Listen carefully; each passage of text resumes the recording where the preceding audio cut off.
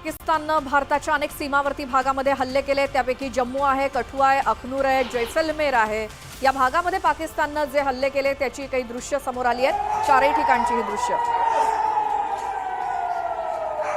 सध्या आपण दृश्य बघतो, ज्यामध्ये जम्मू मधली काही दृश्य आहेत, कठुआ मधली आहेत, अखनूर मध्ये आणि जैसलमेर या ठिकाणी पाकिस्तानने जी मिसाईल टाकलेली आहे ती आपण सध्या बघतो आणि त्याचं चोख प्रत्युत्तर भारतानं सुद्धा दिलेलं आहे। रात्रीच्या अंधारामध्ये हवेमध्ये आपल्याला फक्त असे फटाके फुटल्यासारखे जे काही साधारण दिसतंय ती पाकिस्ताननं केलेली आगळीक आहे आणि ज्याला हवेतल्या हवेत नष्ट करण्याचं काम जे भारतानं केलं त्यामुळे फक्त प्रकाशासारखी जी काही गोष्ट दिसतेय ती मिसाईल दोन्ही देशांकडून आलेली आणि जी पाकिस्तानकडून आलेली हवेतल्या हवेत उडवून लावली आहेत भारतानं त्याची काही दृश्य।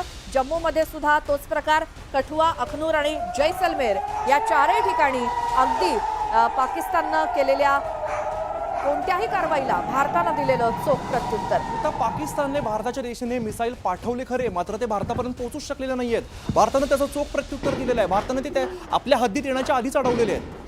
भारत भूमीवरती एकही मिसाईल पडलं नाही किंवा त्यामुळे नुकसान झालेलं नाही। हे काही छोट्या मोठ्या कारवाया पाकिस्ताननं केल्या जात आहेत। काही तज्ञ सुद्धा सांगतायत की अशा संघर्षाच्या काळामध्ये थोडंफार नुकसान हे भारताला सहन करावं लागणारच, त्यामुळे जे सीमावर्ती भागातले जे नागरिक आहेत त्यांना याचा मोठा फटका बसतोय। आता पहलगाममध्ये झालेल्या दहशतवादी हल्ल्यानंतर भारताने पाकिस्तानला धडा शिकवण्यासाठी अनेक कठोर पावलं उचललेली आहेत। आता भारताने पाकिस्तानवरती वॉटर स्ट्राईक करण्याची तयारी केलेली आहे।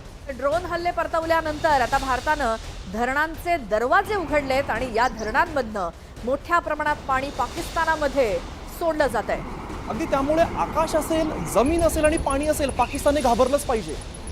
तर चिनाब नदीवरती बांधलेलं जे रियासी इथलं सलाल धरण आहे या धरणाचे 3 दरवाजे अचानक उघडण्यात आलेत। आधी पाणी थांबवण्यात आलं होतं आणि आता जोरदार पाणी सोडण्यात आले जेणेकरून पाकिस्तानमध्ये सखल भागात अगदी पूर परिस्थिती निर्माण होईल। दृश्यांमध्ये पण आपल्याला बघायला मिळते, त्यामुळे चिनाब नदीच्या पाणी पातळीमध्ये मोठ्या प्रमाणात वाढ झालेली आहे। जम्मू काश्मीरमधील रामबन इथल्या चिनाब नदीवरील बगलिहार जलविद्युत प्रकल्पाच्या बांधाचे 2 गेट उघडल्यामुळे नदीचा प्रवाह मात्र वाढलेला आहे। त्यामुळे पाकिस्तानातल्या सियालकोट, गुजरात आणि हेड कादिराबाद या भागामध्ये पूरसदृश्य परिस्थिती निर्माण झाली आहे। आधी पाणी नाही आणि त्यानंतर आता पाणीच पाणी अशी परिस्थिती पाकिस्तानात।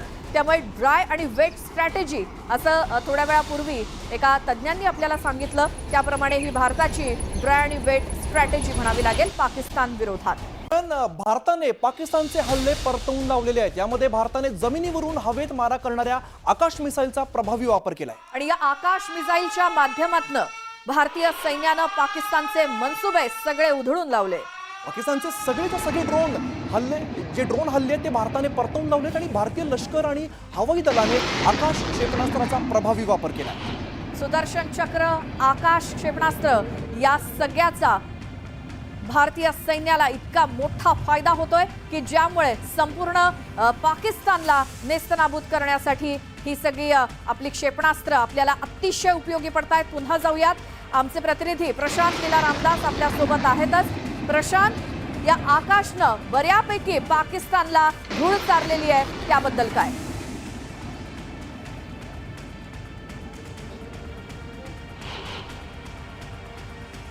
तर आकाश मिसाईलचा प्रभावीपणे वापर भारतीय सैन्याकडून केला जातोय आणि त्याच माध्यमातून पाकिस्तानचे अनेक मनसुबे उधळून लावण्यात आलेले आहेत। त्याचंच हे प्रात्यक्षिक आपण बघतोय। अगदी या आपल्या आकाशने पाकिस्तानला जमिनीवर आणलं असं म्हणायला हरकत नाही। वा वा, क्या बात।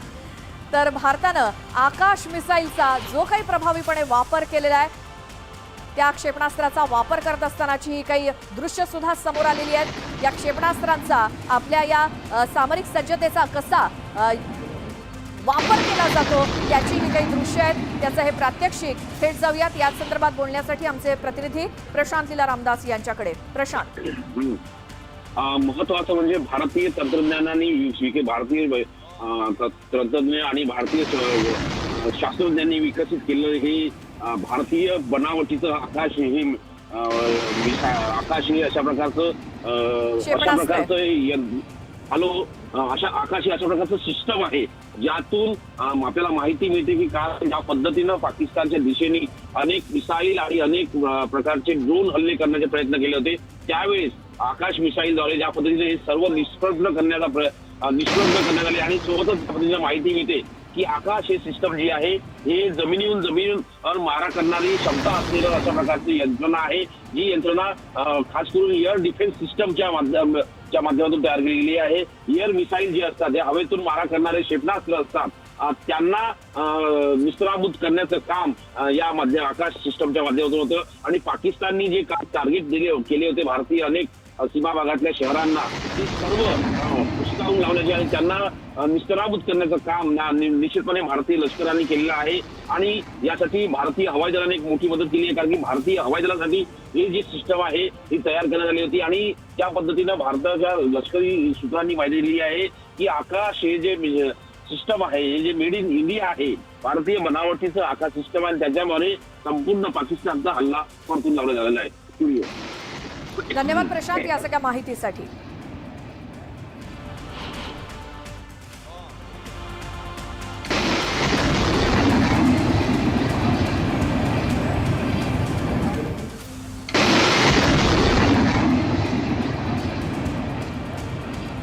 दरम्यान जम्मूमध्ये सुद्धा पाकिस्तानने हल्ला केला आणि पाकिस्तानचा हल्ला भारताने उधळून लावलेला आहे.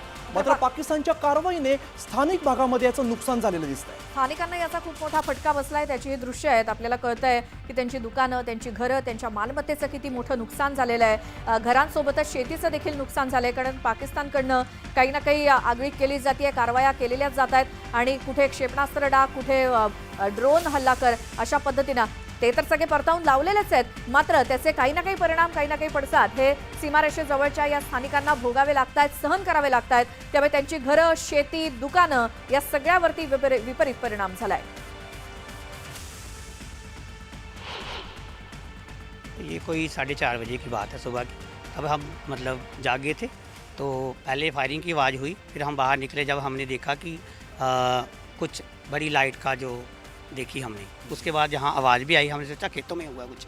फिर हमने आधे घंटे बाद देखा हमारा पानी जो है वो लीक हो रहा था. हम छत के ऊपर आए तो देखा हमारा थोड़ा नुकसान हुआ, खड्डा हुआ यहाँ पे, वो इसका मलबा जो है वो आगे पीछे बिखरा हुआ था. तो हमने सोचा कि यहाँ ही रात को कुछ गिरा है सुबह 4:30 बजे.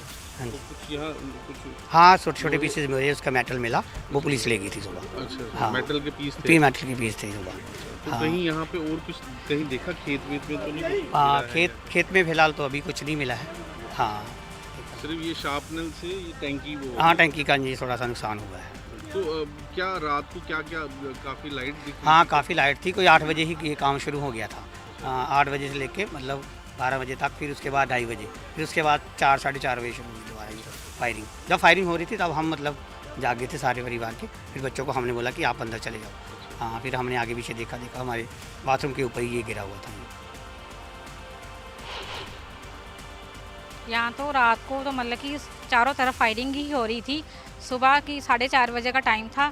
जैसे ही हम थोड़ा उठे तो बाहर निकले तो हमने जब देखा कि मतलब कि बहुत ज़ोर से ऐसी आवाज़ ही आई, लाइट जैसी सी आई, तो हमने देखने शुरू हो गए. वहीं से अपने घर से हम देख रहे थे तो यहाँ से इतनी ज़ोर से मतलब कि धमाका जैसा हुआ तो मैं देख के मतलब कि घबरा गई और मैं भी अंदर चले गई ये चीज़ देख के.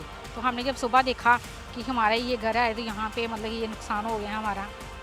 टंकी मतलब कि फट गई है, वहाँ पे होल हो गया, ये दीवार पे होल हुआ है.